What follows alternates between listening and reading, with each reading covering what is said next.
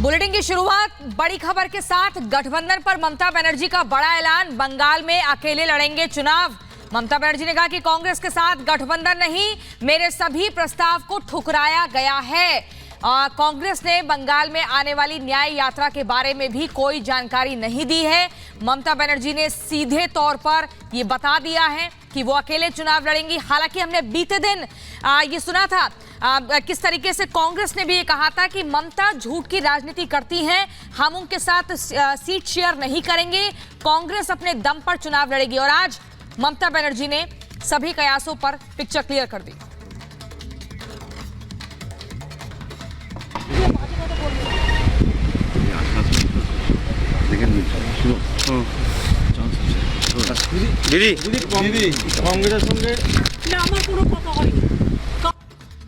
तो देखिए, ममता बनर्जी ने बहुत कुछ साफ कर दिया। जहां इंडी गठबंधन कयास लगा रहा था कि बंगाल में भी टीएमसी के साथ चुनाव लड़ा जाएगा, लेकिन ममता बनर्जी ने साफ कर दिया कि वो अकेले चलेंगी, यानी बंगाल में अकेले ममता बनर्जी चुनाव लड़ेगी, टीएमसी चुनाव लड़ेगी।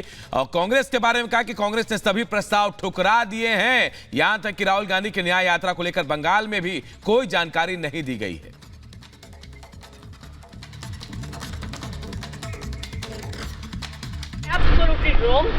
মিথ্যেটা আমি বলবো না, বলতে অ্যাবসলিউটলি রং।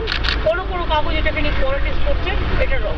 আর একটা কথা বলে দেয়, কাজের চেপকে নিয়ে অনেকে পলিটিক্স করছে। ও তো জেলা পরিষদের সভাধিপতি আছে, আর ওকেও দুটো দায়িত্ব দেওয়া হচ্ছে নাটক তেতুলদা। এত মিথ্যে কথা আপনারা কেন বলবেন, কেন লিখবেন?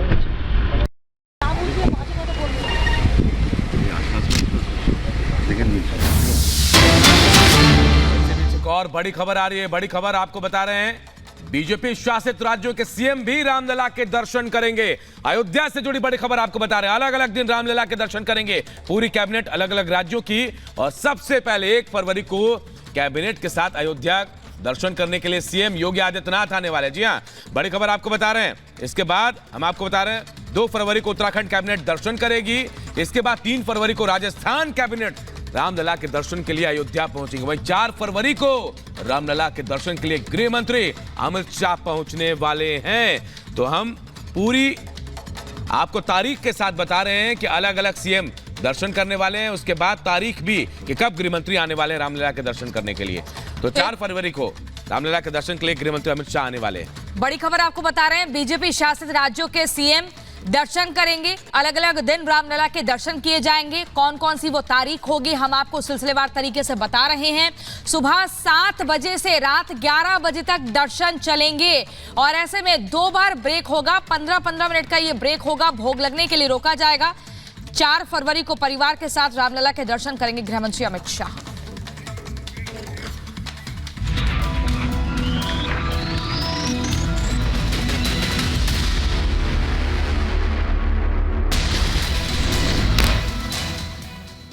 बिहार में जेडीयू विधायक कर सकते हैं बगावत, सूत्रों के हवाले से खबर।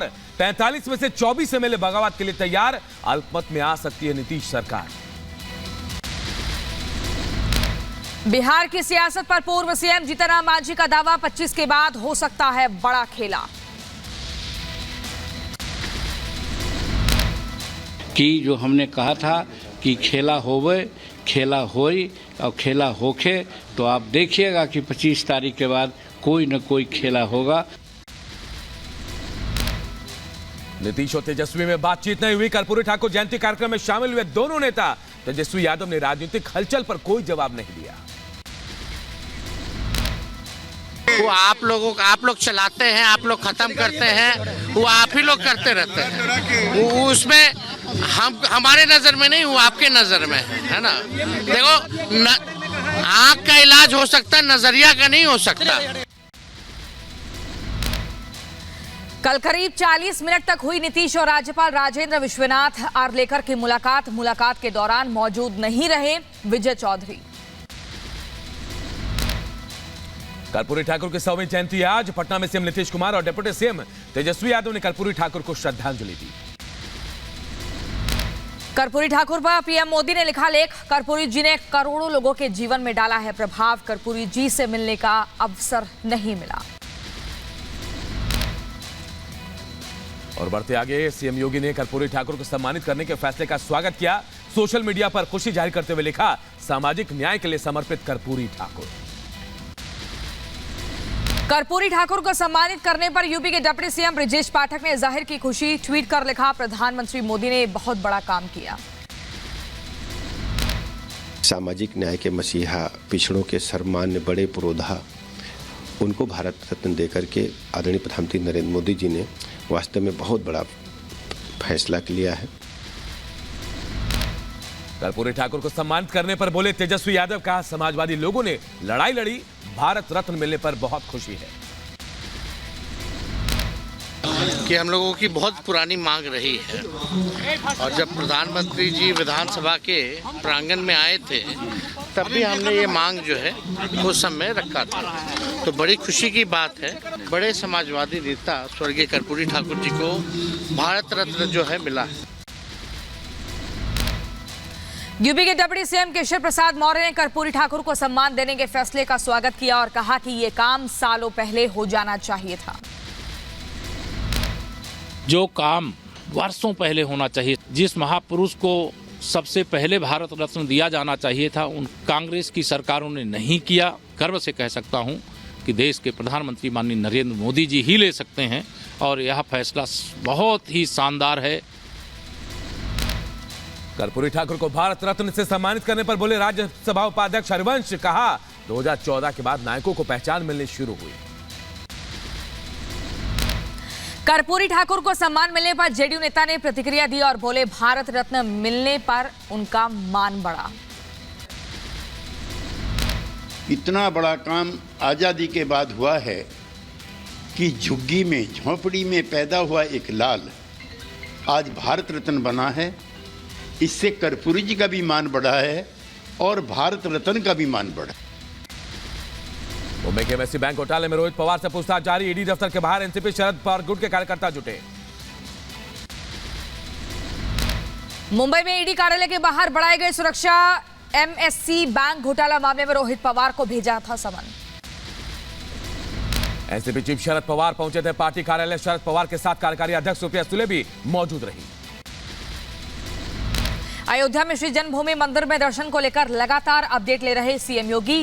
यूपी सीएम के निर्देश पर स्पेशल डीजी प्रशांत कुमार मौजूद। अयोध्या में सुरक्षा को लेकर बोले मुख्य पुजारी आचार्य सत्येंद्र दास, प्रशासन सतर्क होकर करा रहा दर्शन। अयोध्या में रामलला के दर्शन करने आ रहे लोगों की ली जा रही तलाशी। स्कैनिंग के बाद हो रहे श्रद्धालु के दर्शन। अयोध्या में भगवान श्री राम के दर्शन करने के लिए सुबह से ही लंबी लंबी कतारें लगी तस्वीरें सामने आई। श्री राम जन्मभूमि मंदिर में दिखा बंदर। राम मंदिर ट्रस्ट ने ट्वीट किया और लिखा कि रामलला के दर्शन करने आए हनुमान। राम मंदिर में बढ़ाया गया दर्शन का समय। बताया गया सुबह 7 बजे से रात 11 बजे तक खुलेगा मंदिर। रामलला के दर्शन करने के लिए उमड़ी श्रद्धालुओं की भारी भीड़। स्पेशल डीजी और प्रमुख गृह सचिव ने संभाला मोर्चा और कहा कि हमने लोगों के लिए बनाए चैनल।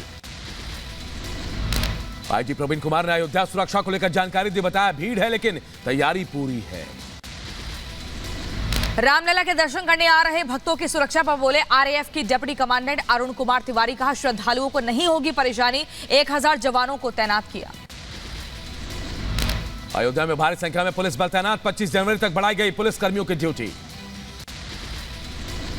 पश्चिम बंगाल में राशन घोटाले में ईडी की कार्रवाई। टीएमसी नेता शाहजहां शेख के घर पर छापा पड़ा।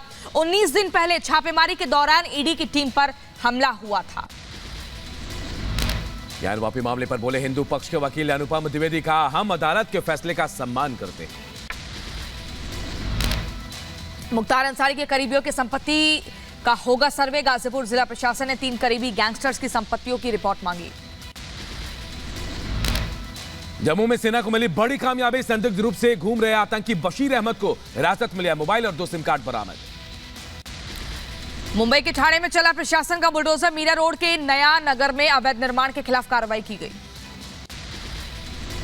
प्रशासन ने अवैध निर्माण को किया ध्वस्त। यहां से हुआ था राम मंदिर प्राण प्रतिष्ठा समारोह पर पथराव। यूपी के मुजफ्फरनगर में दूल्हे ने डीजे पर पिस्टल के साथ किया डांस। हथियार लहराते हुए वीडियो वायरल हुआ। पुलिस ने मामले में संज्ञान लिया। यूपी के सीतापुर में नाला निर्माण में दिखी अनियमितता। ठेकेदारों पर लगा घटिया सामग्री इस्तेमाल करने का आरोप। यूपी के झांसी में बनाई गई मानव श्रृंखला, लोगों को यातायात नियमों का पालन करने की शपथ दिलाई गई।